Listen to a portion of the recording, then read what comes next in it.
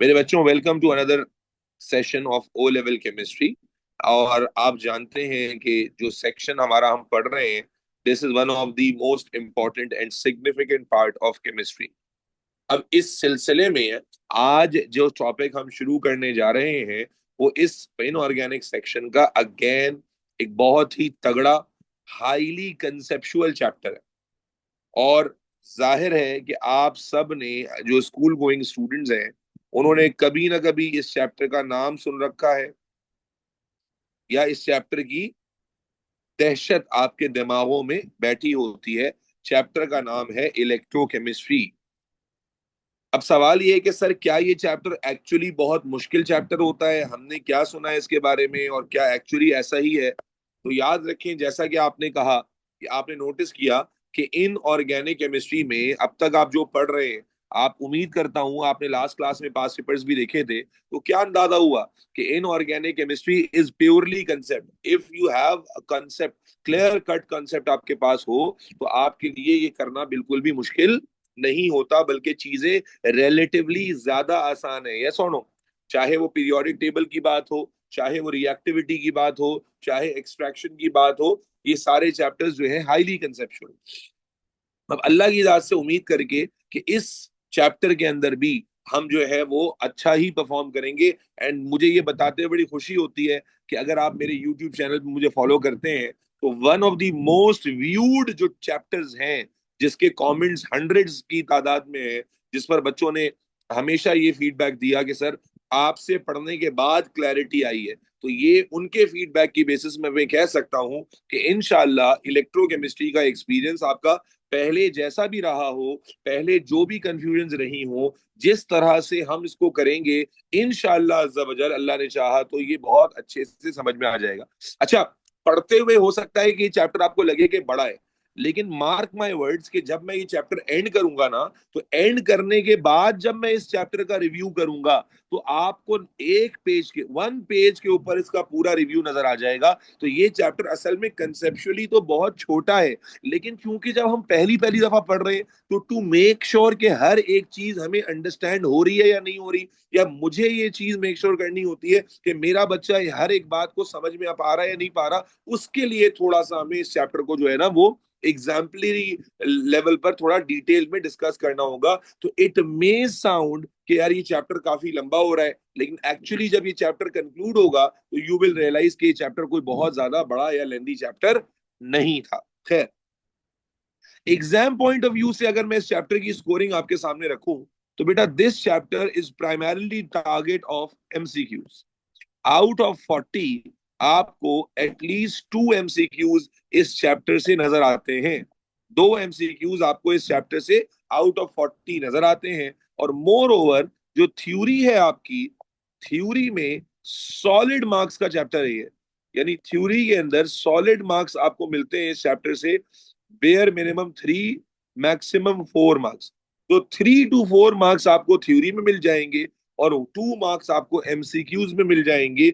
कभी कभी, not always, but कभी कभी ये चैप्टर एटीपी में भी आ जाता है, और अब तो आ सकता है। अगर ये नॉर्मल क्वेश्चन में आ जाए तो 2 मार्क, और अगर जो है वो प्लानिंग के क्वेश्चन में आ गया, प्लानिंग के क्वेश्चन में आ गया, तो फिर 5 to 6 मार्क्स का भी हो सकता है। तो ये इस चैप्टर की मोस्ट पॉसिबल डिस्ट्रीब्यूशन है। नॉर्मली हम आउट ऑफ 40 एमसीक्यूज में 2 एमसीक्यू तो कंफर्म देखते हैं जो आता है इस चैप्टर से।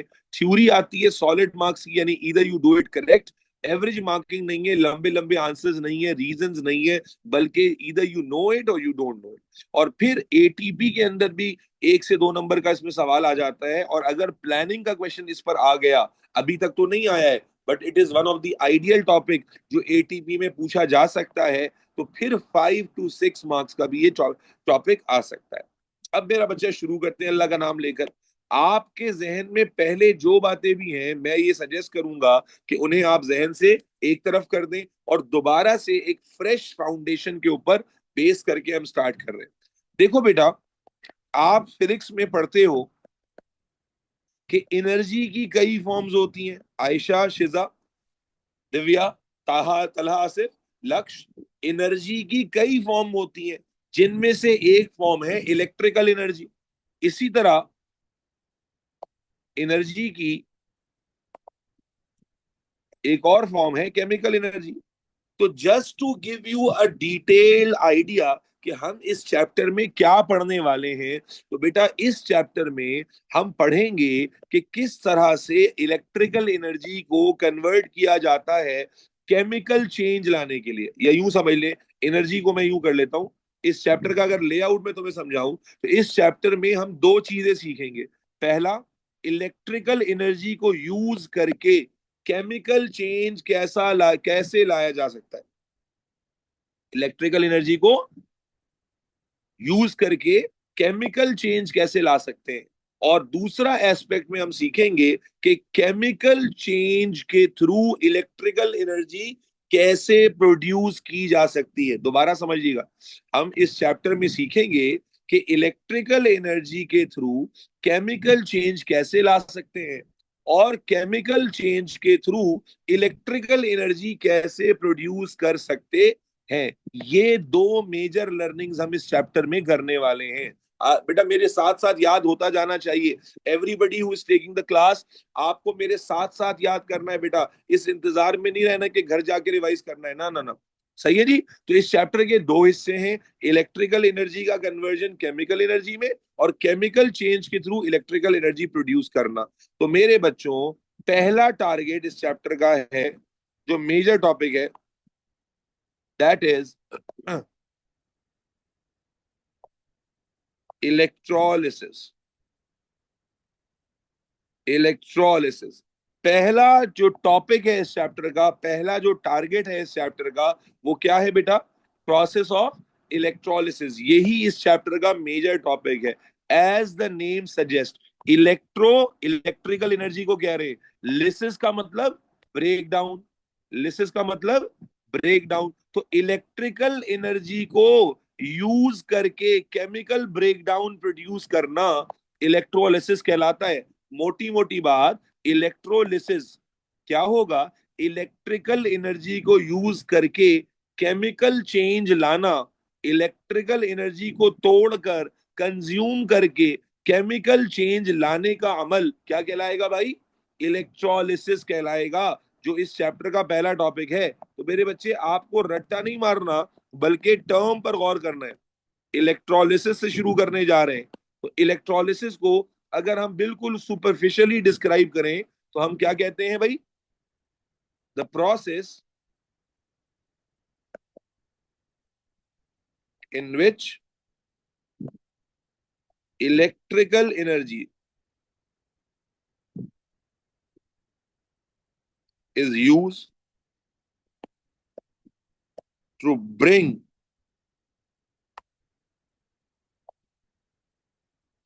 chemical change in a compound.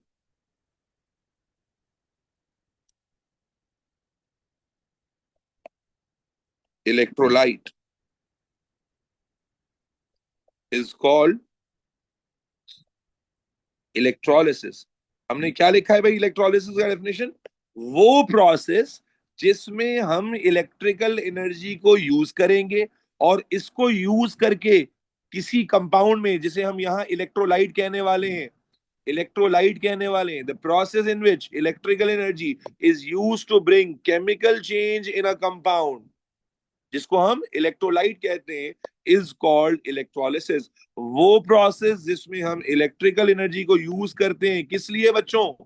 बोलो। केमिकल चेंज लाने के लिए। इस प्रोसेस को इलेक्ट्रोलिसिस कहते हैं। वर्ड से ये बात समझ में आ रही है सबको? यूज ऑफ इलेक्ट्रिकल एनर्जी, बेटा कोशिश करो, मैं बार बार याद करो मेरे साथ, ये वो प्रोसेस जिसमें इलेक्ट्रिकल एनर्जी को यूज करके केमिकल चेंज लाया जाए, कैसे आएगा वो हम सीखेंगे, यही तो सीखेंगे इस चैप्टर में। लेकिन इस प्रोसेस को इलेक्ट्रोलिसिस कहते हैं। अब आपको इलेक्ट्रोलिसिस की डेफिनेशन में पहला वर्ड आ गया इलेक्ट्रोलाइट। क्या वर्ड आ गया भाई? इलेक्ट्रोलाइट। तो जरा जल्दी से बात कर लेते हैं कि इलेक्ट्रोलाइट क्या होता है। क्या वर्ड इलेक्ट्रोलाइट हमें पढ़ाया जा चुका है भाई जन्नत? क्या वर्ड इलेक्ट्रोलाइट सफा हम बॉन्डिंग से पढ़ते हुए आ रहे हैं और तफसील से पढ़ते हुए आ रहे हैं? बिल्कुल पढ़ते आ रहे हैं। अगर आपको याद हो तो इलेक्ट्रोलाइट वो कंपाउंड्स होते थे मैं पहले तफसील से बता चुका हूं, ज्यादा तफसील में नहीं जाऊंगा, मोटी मोटी बात रिपीट कर देता हूं कि हमने आपको बताया था कि कंडक्टिविटी के बेसिस पर कितने तरह का मटेरियल होता है बेटा? 4 तरह का मटेरियल होता है। ये डायग्राम बॉन्डिंग में आप देख सकते हैं, वहां पर मैंने तफसील से बताया था, और फिर बताया था कि आगे जाके पूरा चैप्टर आएगा। कंडक्टर, इंसुलेटर, सेमीकंडक्टर और इलेक्ट्रोलाइट। और यहां हमने सीखा था तमाम के तमाम बच्चों ने कि बेटा इलेक्ट्रोलाइट और कंडक्टर सेम नहीं होते। इलेक्ट्रोलाइट और कंडक्टर सेम नहीं होते। क्या था बेटा? ये जो तीनों कॉन्सेप्ट थे, उम्मीद करता हूं सबको याद होगा। इनमें कंडक्टिविटी का दारो मदार था किस पर बेटा? कंडक्टिविटी किस पे बेस कर रही थी? तला, सफा, दिव्या, किस पे बेस कर रही थी हमजा? फ्री इलेक्ट्रॉन्स पर, जिनको हम आयशा बरीरा क्या कहते थे? डीलोकलाइज इलेक्ट्रॉन्स कहते थे। याद आया कि इन तीनों में कंडक्टिविटी बेस करती थी डीलोकलाइज इलेक्ट्रॉन पे। कंडक्टर वो होता था जिसमें भर भर के डीलोकलाइज इलेक्ट्रॉन होते थे। इंसुलेटर ओमेमा कौन होता था अलिशबा? जिसमें फ्री इलेक्ट्रॉन्स नहीं होते थे। और सेमीकंडक्टर जिसमें थोड़े बहुत फ्री इलेक्ट्रॉन्स होते थे। तो इनका ताल्लुक होता था फ्री इलेक्ट्रॉन से। मुस्तफा, खुर्रम, आयशा, शिदा, बात याद आ गई बेटा? हमजा, अबू बकर, हाँ जी, सोबिया सोबिया। अब जबकि इलेक्ट्रोलाइट कुछ और था। इलेक्ट्रोलाइट क्या थे? आयोनिक कंपाउंड थे जिनमें पॉजिटिव और नेगेटिव आइंस होते हैं। माशाल्लाह, खुशी हो रही है कि इतना आपको याद है।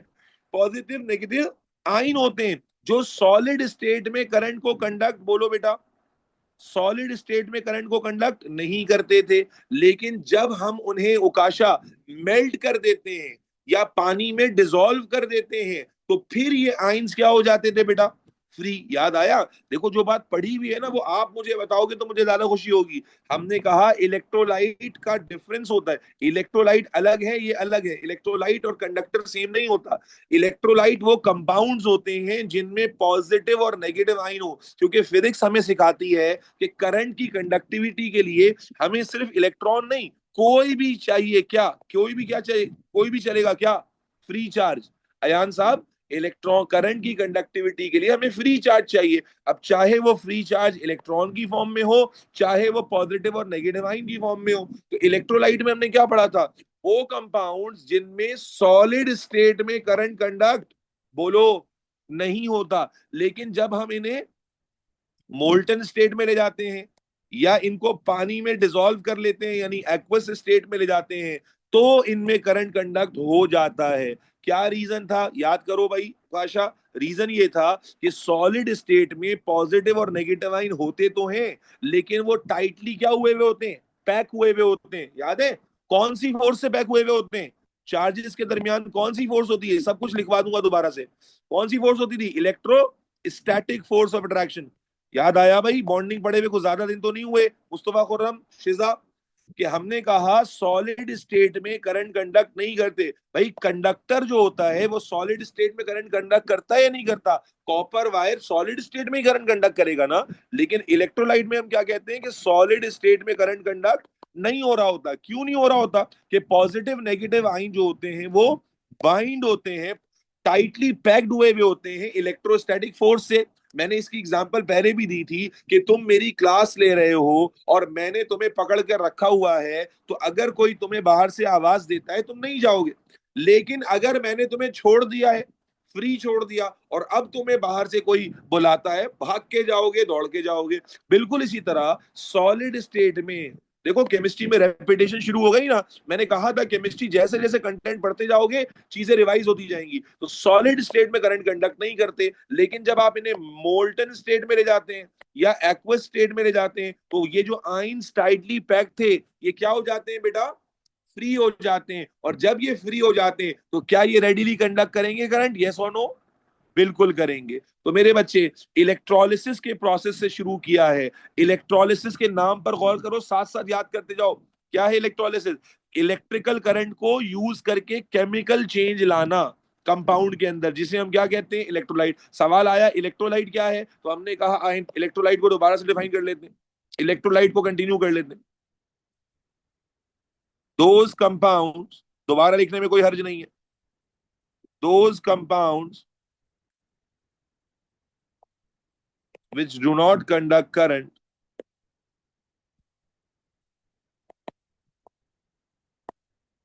in solid state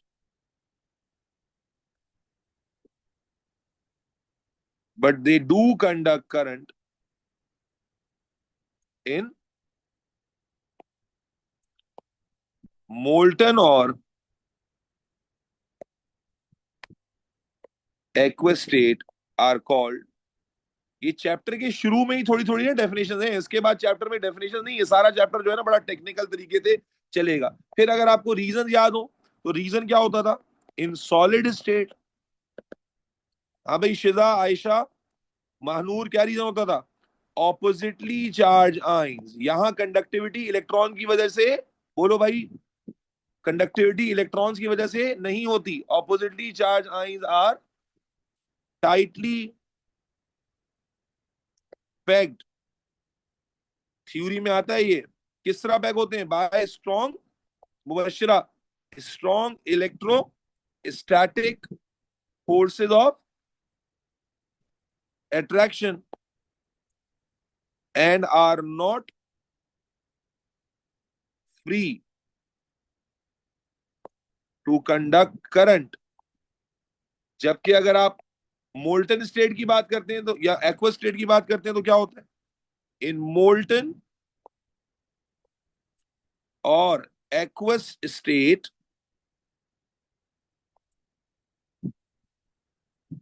oppositely charged ions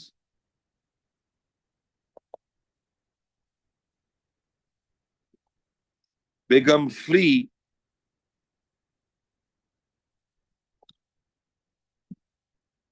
to conduct current। तो मेरे बच्चों, मेरे नौनिहालों, मैं आपको बार बार एक ही जुमला दोहरा रहा हूं, क्या? कि मेरे भाई ये चैप्टर साथ साथ समझने का, साथ साथ याद करने का है, खींचना लंबा नहीं करना है। इलेक्ट्रोलिसिस से शुरू किया, वो प्रोसेस जिसमें इलेक्ट्रिकल एनर्जी को तोड़कर क्या केमिकल चेंज लाएंगे कंपाउंड में। किस कंपाउंड में लाएंगे जी? इलेक्ट्रोलाइट। इलेक्ट्रोलाइट क्या होता है? वो कंपाउंड जो सॉलिड स्टेट में करंट कंडक्ट नहीं करता, मोल्टन एक्वस में करता है। और किस वजह से करता है? ऑपोजिटली चार्ज आइंस की वजह से, पॉजिटिव नेगेटिव आइन की वजह से। सॉलिड स्टेट में they are packed by electrostatic forces, जबकि मोल्टन या एक्वस स्टेट में they become free. Ayub clear है? Shahzeb Mukati, everybody in the class, are we good to go till this point? Rohan Khan, चलो बेहतरीन हो गया। अब आ जाता है बेटा एक diagrammatic process, diagrammatic representation of electrolysis. हम डायग्रामेटिक रिप्रेजेंटेशन आपके सामने कर रहे हैं। आजकल, पहले नहीं आता था बट रीसेंट ईयर के पास पेपर में इलेक्ट्रोलिसिस की डायग्राम बहुत ज्यादा आती है लेबल करने के लिए, कंप्लीट करने के लिए। सॉलिड मार्क्स होते हैं, 4-4 नंबर के सवाल होते हैं, और 2 मिनट भी नहीं, 1 मिनट भी नहीं लगता उस डायग्राम को पूरा करने में। तो वो डायग्राम भी बनाते हैं और फिर डायग्राम के साथ छोटी छोटी और डेफिनेशन है वो भी लिखते हैं।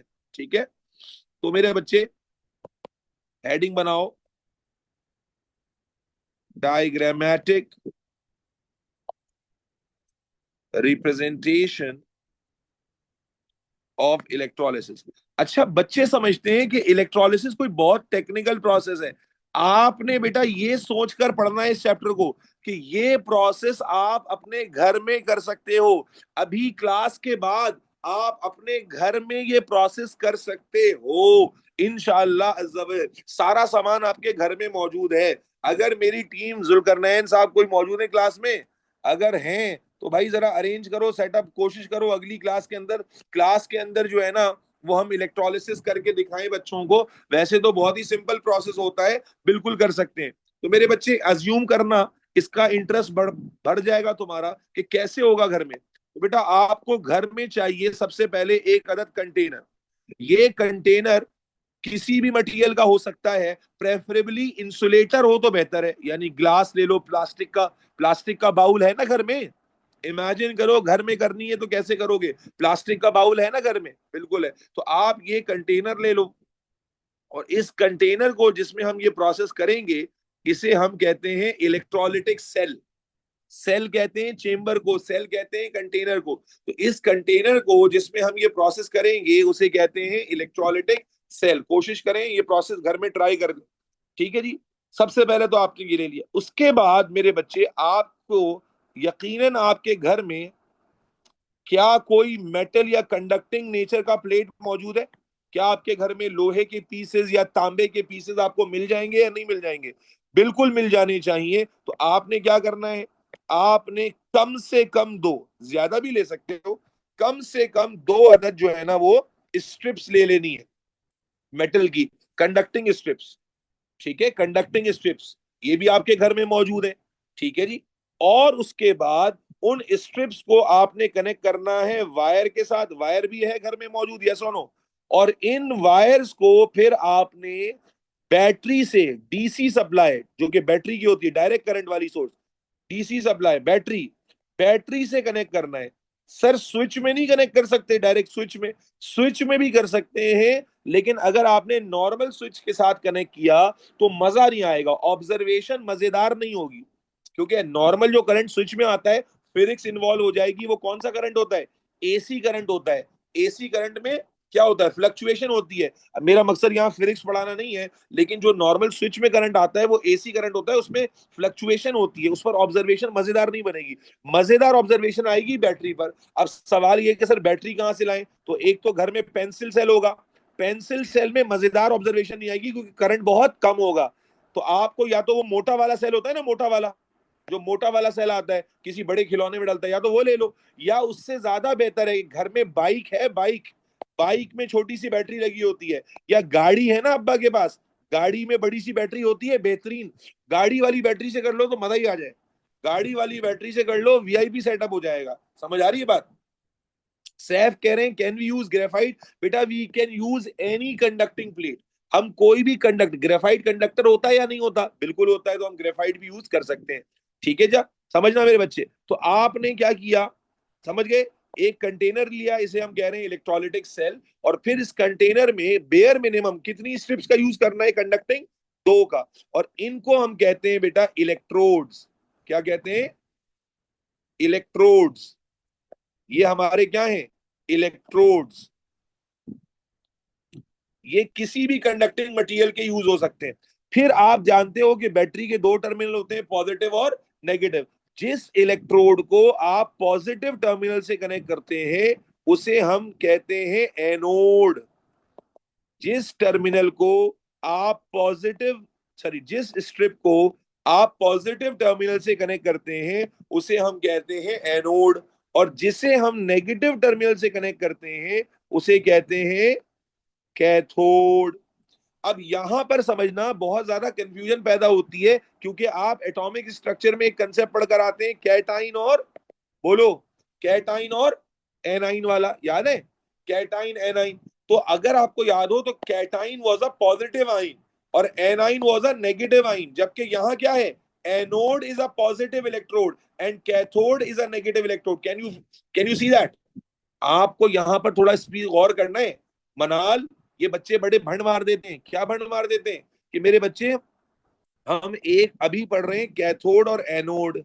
हमने क्या कहा, जो नेगेटिव टर्मिनल से कनेक्टेड है वो कैथोड है। तो यहाँ कैथोड नेगेटिव है और एनोड कैसा है, जो पॉजिटिव टर्मिनल से कनेक्टेड है। Anode is a positive electrode, yes.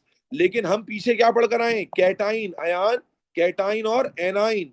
Abdul Rahman, तो कैटाइन के बारे में मैंने पढ़ा था वो पॉजिटिव होता है, और एनाइन के बारे में पढ़ा था नेगेटिव। तो मिक्स मत कर देना, कैटाइन एनाइन अलग कॉन्सेप्ट है, अयूब शाहजेब मुकाती, मनीहा यासीन, और कैथोड एनोड अलग है और ऑपोजिट है। कैटाइन पॉजिटिव होता है, कैथोड नेगेटिव होता है, एनाइन नेगेटिव होता है, एनोड पॉजिटिव होता है। Is this clear Abdul Habib Attari, clear है भाई, अब्दुल हबीब, मोहम्मद हसान, हसनैन, एवरीबॉडी, अलिशबा वन।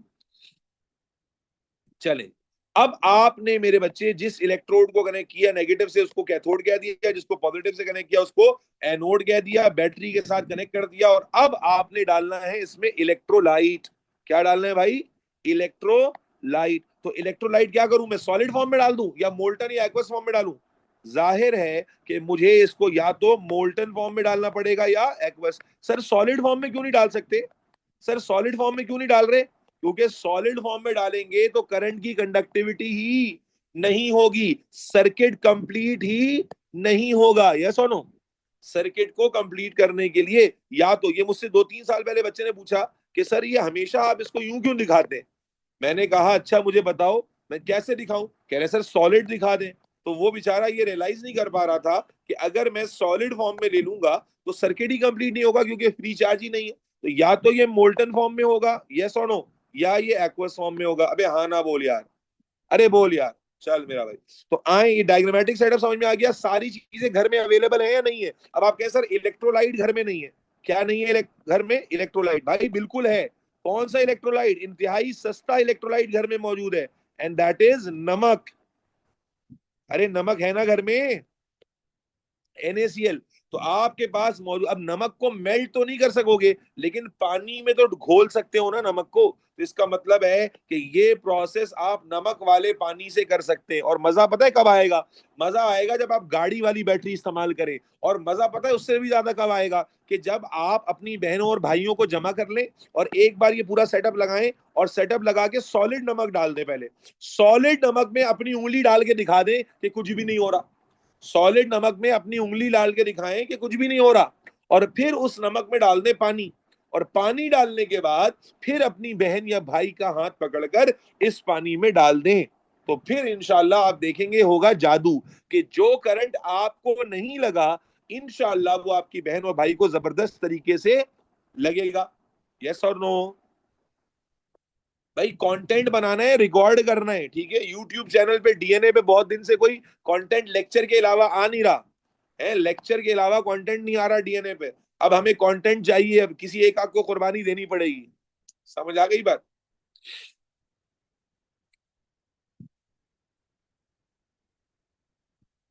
यहां तक क्लियर है हम लोग? यस और नो? चलो, ओके। अब जरा एक एक करके देखो, इलेक्ट्रोलाइट तक तो डिफाइन कर लिया था, जरा इलेक्ट्रोड्स और इनकी डेफिनेशंस भी आ जाती हैं, तो जरा जल्दी जल्दी इन छोटी छोटी जो कंपोनेंट्स हैं इनकी बात कर लेते हैं। आपको लेबलिंग समझ में आ गई कैसे करनी होती है? चलें जी, सबसे पहले इलेक्ट्रोड से शुरू कर लेते हैं।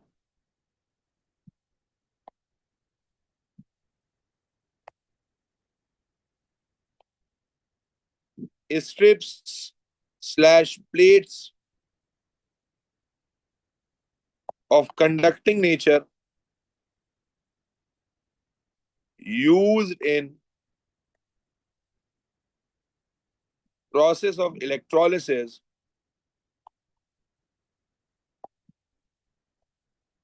are called electrodes.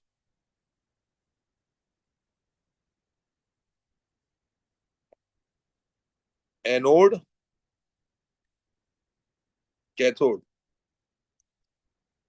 Electrode connected to positive terminal of the battery,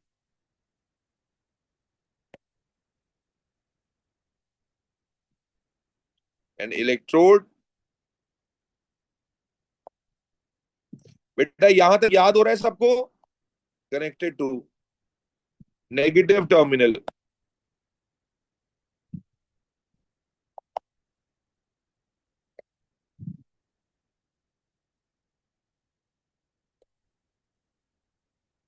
फिर आ गया बैटरी। बैटरी का क्या रोल है इस प्रोसेस में? तो हम जानते हैं बैटरी यहां क्या कर रही है। It is the source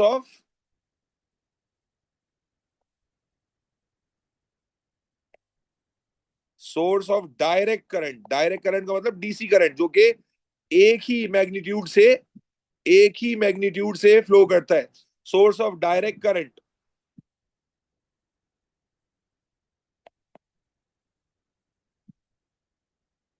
for the process of electrolysis. फिर इसी तरह बैटरी के साथ आ गया इलेक्ट्रोलिटिक सेल। इलेक्ट्रोलिटिक सेल क्या था मनाल, सफा, आयशा? इलेक्ट्रोलिटिक सेल क्या था? Divya, Rumaisa, Bareera, what was electrolytic cell? Electrolytic cell क्या था बेटा? जिस कंटेनर में हम प्रोसेस करते हैं, जिस कंटेनर में, और प्रेफरेबली कौन सा कंटेनर हो? कंडक्टिंग मीडियम या इंसुलेटर? इंसुलेटर। इंसुलेटर क्यों हो? उसका वजह ये है, अगर मैं यहाँ पर कोई कंडक्टिंग मटेरियल यूज करूंगा तो करंट लीक होगा ना, यहाँ पर भी अर्थ आना शुरू हो जाएगा। इसलिए प्रेफरेबली हम क्या यूज करते हैं? Insulating material. तो यूज करेंगे, लिखेंगे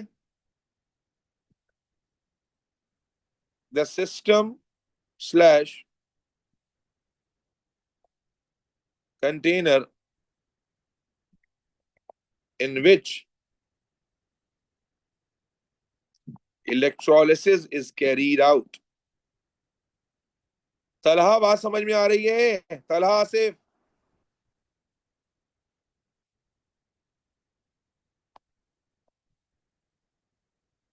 is called electrolytic cell.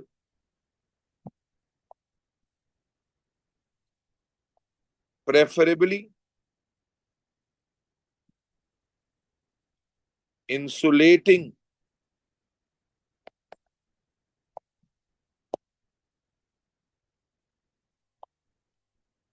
containers are used. बेटा यहां तक मुझे बताएं, डायग्राम का विजुअल, हर एक विजुअल क्लियर है मेरी जान के टोटो? अरे टोटो, बोलो टोटो। अल्लाह अकबर, अस्तगफिर। चले, गुड हो, चले, गुड हो गया, गुड हो गया। अब मेरे बच्चों, चैप्टर का लेआउट आपको मैंने बताया कि ये जो प्रोसेस होगा अयूब साहब, उमैस, एमन, ये जो प्रोसेस होगा, इस प्रोसेस में देखो, बैटरी तो हर प्रोसेस में सेम ही रहेगी, यस और नो? इलेक्ट्रोड सेम रहेंगे, इलेक्ट्रोलिटिक सेम रहे, सेल सेम रहेगा। क्या चीज तब्दील हो सकती है हर बार? क्या चीज तब्दील हो सकती है? इलेक्ट्रोलाइट चेंज हो सकता है। और इलेक्ट्रोलाइट कितने स्टेट्स में होता है? अभी हमने आपको बताया था, इलेक्ट्रोलाइट की कितनी स्टेट्स पॉसिबल होती हैं भाई? तो आपको बताया कि इलेक्ट्रोलाइट जो है वो 3 स्टेट्स में हो सकता है। कौन कौन सी 3 स्टेट्स थी भाई? इलेक्ट्रोलाइट 3 स्टेट्स में हो सकता था। या तो वो सॉलिड स्टेट में होगा,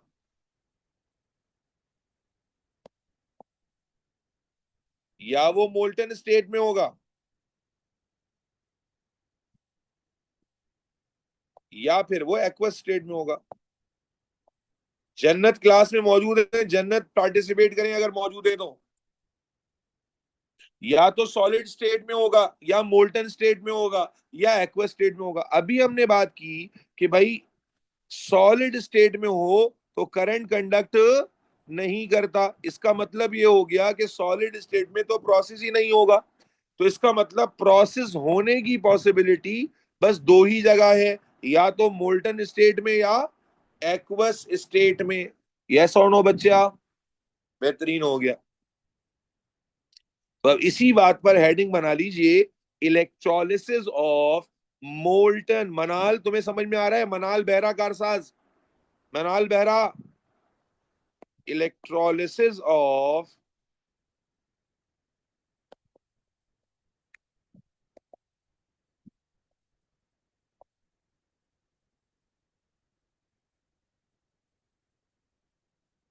मोल्टन इलेक्ट्रोलाइट। सुबहान कह रहे हैं सर, फर्क क्या है मोल्टन और एक्वस में? बेटा मोल्टन का मतलब ये होता है कि आपने उसे गर्म कर करके पिघला लिया, और एक्वस का मतलब है सीधा सीधा पानी में हल कर दिया, डिसॉल्व कर दिया। और दोनों से प्रोसेस में क्या फर्क पड़ता है? जी हाँ, फर्क पड़ता है। वो आगे जाके आप सीखेंगे। कौन क्या ऊपर कर दें, क्या ऊपर बेटा क्या?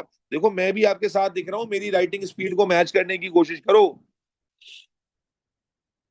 यहां तक जतिन कुमार, युवराज, युवराजे क्लियर है? जतिन, ओ जतिना, ओ जतिने, क्या बात, क्या बात। जतिन तुमने पढ़ना शुरू किया, रिवीजन शुरू किया? तुम्हारे अब्बा से बात करूं मैं? पूछ रहे थे तुम्हारा। जतिन, कुछ पढ़ाई शढ़ाई बैलेंस हुई है जतिन? चलो। अरे खदीजा, जब एक्वस में पहुंचेंगे तो बता देंगे, अभी टेंशन मत लो। अब आ जाओ बेटा मोल्टन इलेक्ट्रोलाइट की बात।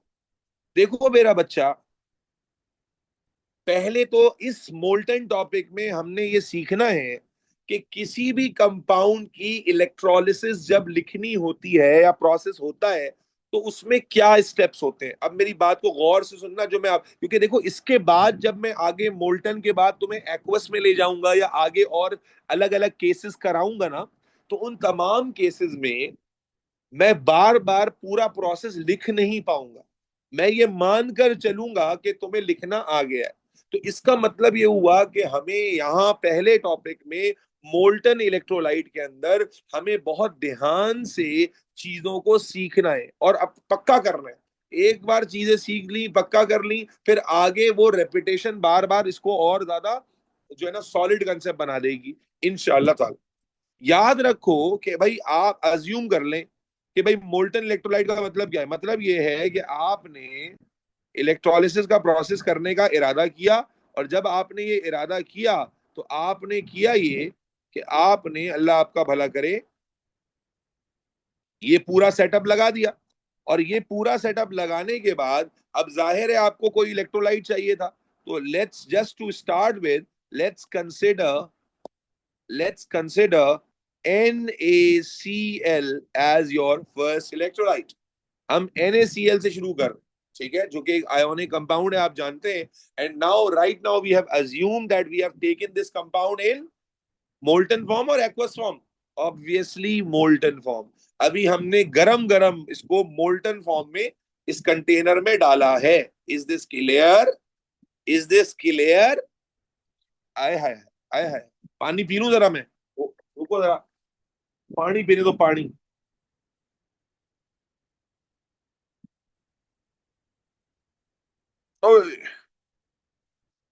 इलेक्ट्रोलाइट किसी भी एलिमेंट का हो सकता है। सफा कह रही है चॉकलेट नहीं खा रहे, नहीं वो भी आएगी, थोड़ी देर में आएगी। चॉकलेट कुकी और थोड़े से स्लाइस अमरूद और कीनू और एक ब्लैक कॉफी खानदानी किस्म की, थोड़ी देर में आएगी। दिखाऊंगा, बायो तक आ जाएगी, बायो की क्लास में आ जाएगी।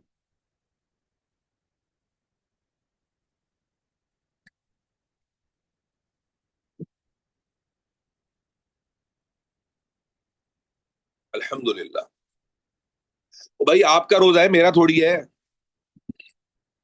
खानदानी किस्म की कॉफी कहाँ से सोर्स किया आपने? यार वो सऊदीया गया हुआ था, वहां से लेकर आया हूँ। VIP प्रॉपर कॉफी बीन, हाँ। ऐसी खुशबू आती है, VIP मजा आ जाता है। चले जी।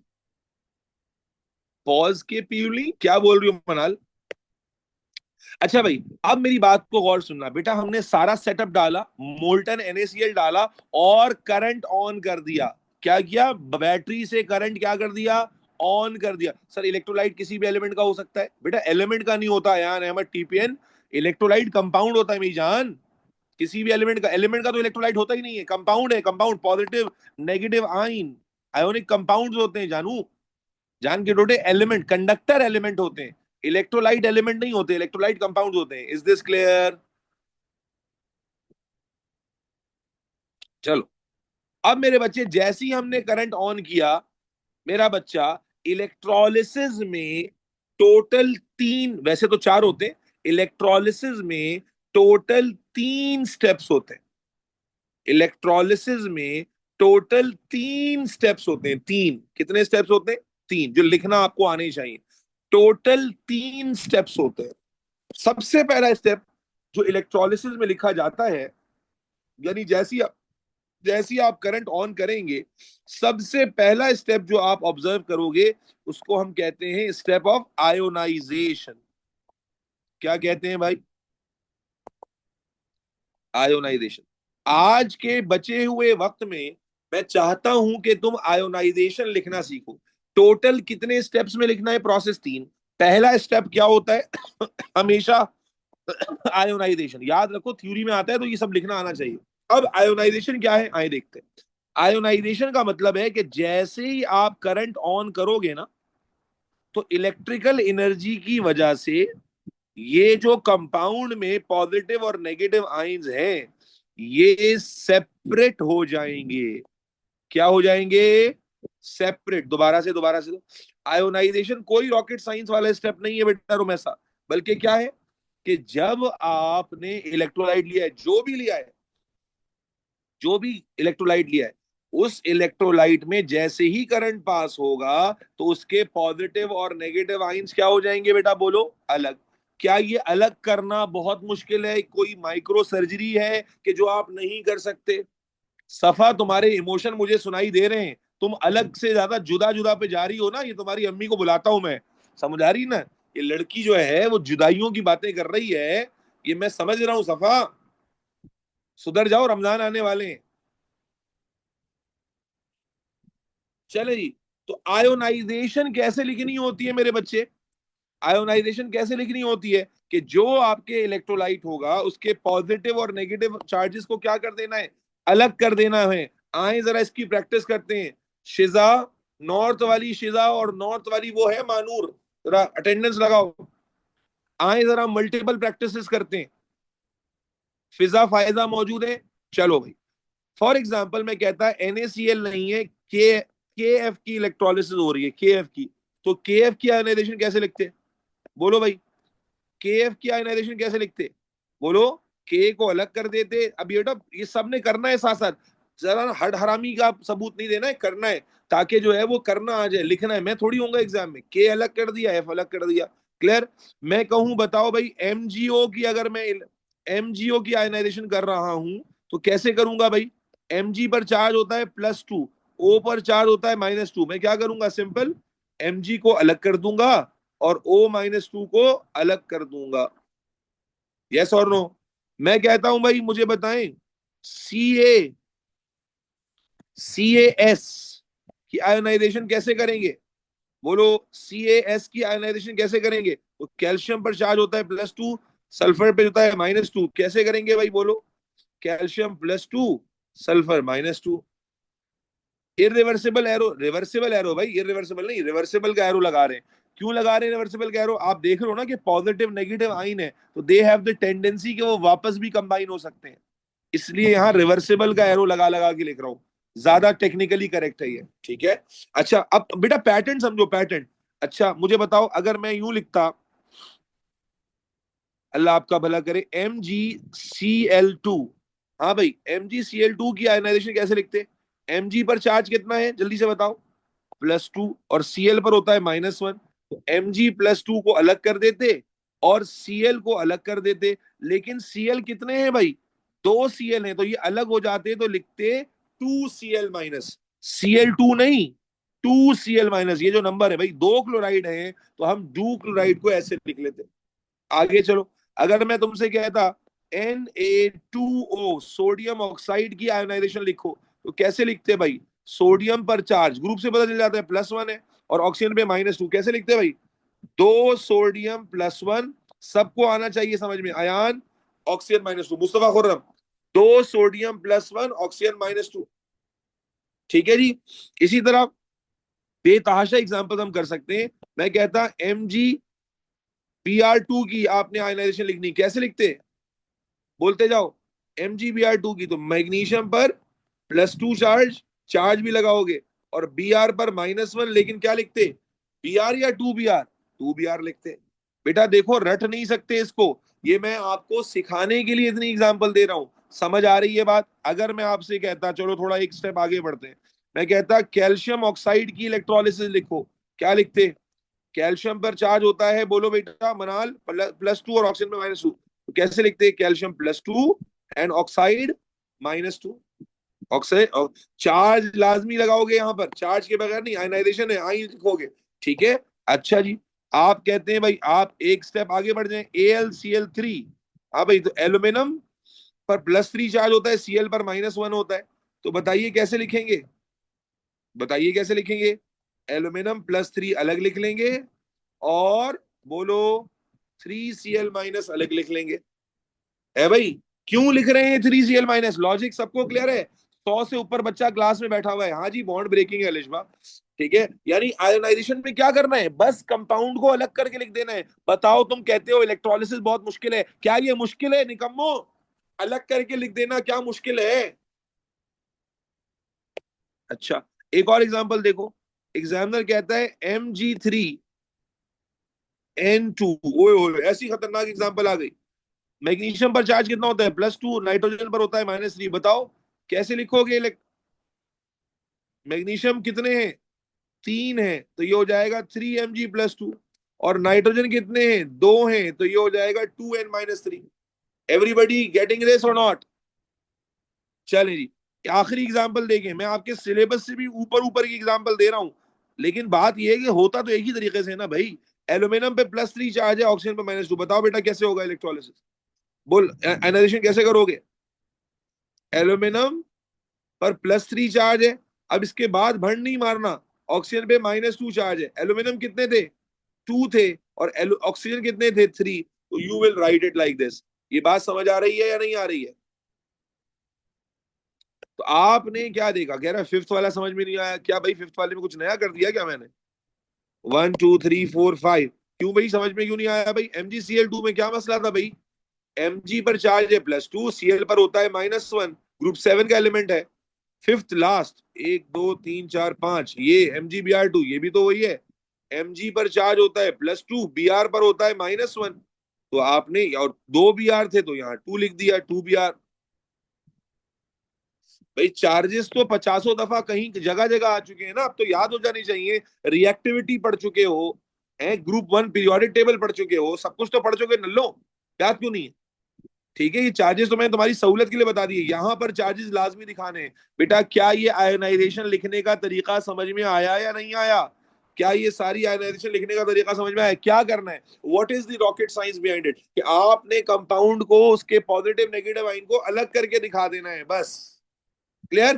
पहला स्टेप किसी भी इसमें ऐसी करेंगे, कोई रॉकेट साइंस नहीं, बिल्कुल ऐसी है। चलें, बेहतरीन हो गया।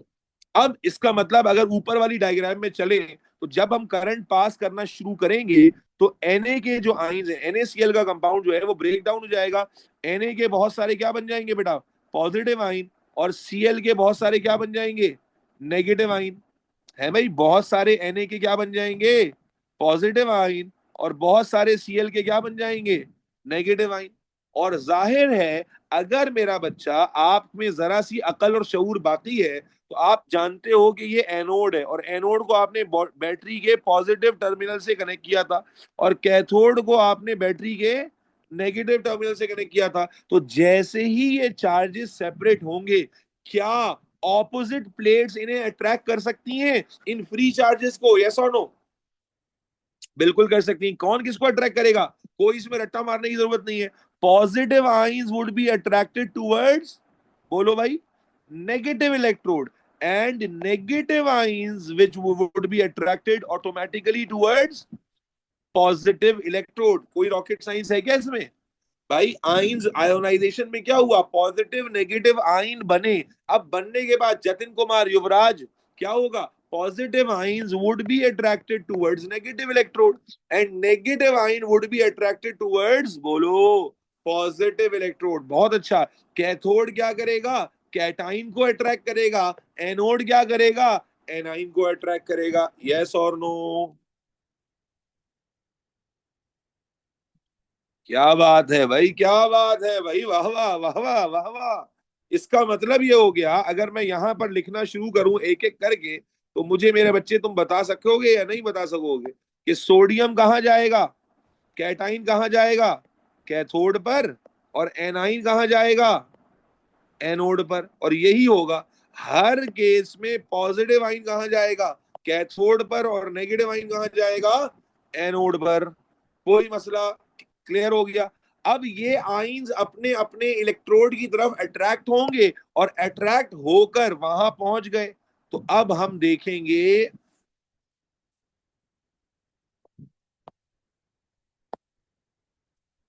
Reaction at anode. आप वैसे कैथोड का भी लिख सकते हैं पहले, लेकिन ज्यादा बात लॉजिकल लगेगी जब मैं आपको एनोड का रिएक्शन पहले दिखाऊं। यानी क्लोराइड आइन जो है वो कहां पहुंचे? एनोड पर। सोडियम आइन कहां पहुंचे? कैथोड पर। सुबहान बहुत देर से जागे लल्लू, इलेक्ट्रिकल एनर्जी आ रही है ना गधेड़ा। बैटरी ऑन की थी, इलेक्ट्रिकल एनर्जी आ रही है जो बॉन्ड को ब्रेक कर रही है। बहुत देर से जागे सुबहान जानी। इस भाई इलेक्ट्रिकल एनर्जी आई थी, उस एनर्जी की वजह से बॉन्ड ब्रेक हुआ, बॉन्ड ब्रेक हुआ, आइन सेपरेट हो गए। अब इलेक्ट्रोड्स उन्हें अपनी अपनी तरफ अट्रैक्ट कर रहे हैं, ऑपोजिट आइंस को। Is this clear? यस और नो? पहला प्रोसेस आयोनाइजेशन समझ में आ गया। अब दूसरा प्रोसेस क्या है, बोलो सुबहान। दूसरा प्रोसेस क्या है बच्चा? Reaction at anode. और फिर तीसरा प्रोसेस क्या होगा? बोलो बोलो, तीसरा प्रोसेस क्या होगा? एनी तुक्का? तीसरा प्रोसेस क्या होगा? रिएक्शन एट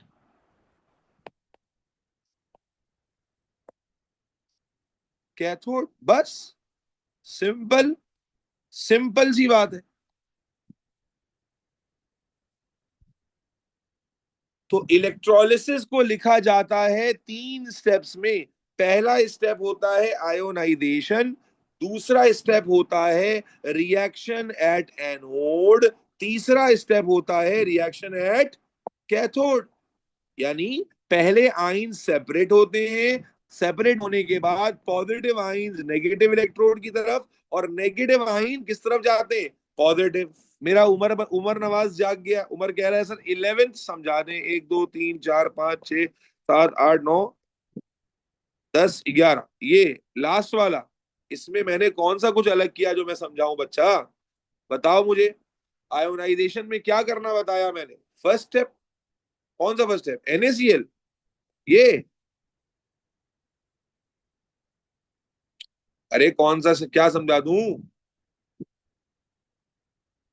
आयोनाइजेशन, ये क्या किया हमने इतना सारा, आयोनाइजेशन, तुम क्या क्लास में से ड्रॉप हो गए थे क्या, आयोनाइजेशन क्या है, आयोनाइजेशन क्या है, तुम क्लास में नहीं थे अभी जब मैं इतनी 10 10 11 11 एग्जाम्पल कर रहा, ये देखो ना उमर, ये देखो ना, ये देखो, वही मैं कहूँ 11 एग्जाम्पल के बाद बच्चा जागा है। अरे मेरे भाई, अरे मेरे भाई, ये जुल्म है, जुल्म है। तो मैं फिर भी बता देता हूं, मूड अच्छा है इसलिए कि भाई आयोनाइजेशन में क्या होता है कि जो भी हमारा इलेक्ट्रोलाइट है, सिंपली जब आप इलेक्ट्रिकल एनर्जी पास करते हैं तो क्या होता है भाई, उसके जो आइंस हैं वो सेपरेट हो जाते हैं। जैसे NaCl था तो Na अलग हो गया, Cl अलग हो गया, Kf था तो K अलग हो गया, F अलग हो गया, MgO था तो Mg का आइन अलग हो गया, O का आइन अलग हो गया, है जी। कैल्शियम सल्फाइड था तो कैल्शियम का आइन अलग हो गया, सल्फाइड का आइन अलग हो गया। MgCl2 था तो मैग्नीशियम का आइन अलग हो गया, और क्लोराइड के कितने आइंस थे, 2 थे, तो यहाँ दोनों आइंस अलग हो गए, हमने लिखा है 2Cl। इसी तरह Al2O3, आगे आ जाओ, Al2O3 में 2 एल्यूमिनियम के आइन थे, 3 ऑक्सीजन के थे, तो 2 एल्यूमिनियम के आइन अलग हो गए, 3 ऑक्सीजन के आइन अलग हो गए। यस और नो, इज दिस क्लियर बच्चा, यस और नो, दैट्स इट। अब रिएक्शन एट एनोड में अभी नहीं करा रहा, बस अभी के लिए इतना ही। एनोड और कैथोड एक ही कनेक्टिविटी में बनेगा, और मैं चूंकि ज्यादा एग्जांपल्स दूंगा इसलिए अभी रोक रहा हूं, तो इसलिए आज की क्लास को यहीं पर करते हैं एंड। ठीक है, आयोनाइजेशन तक याद रहेगा, आयोनाइजेशन तक याद रहेगा अगली क्लास तक, बस चलो इंशाल्लाह, स्लो स्लो लेकिन ऐसा पढ़ना है कि दोबारा नहीं पढ़ना।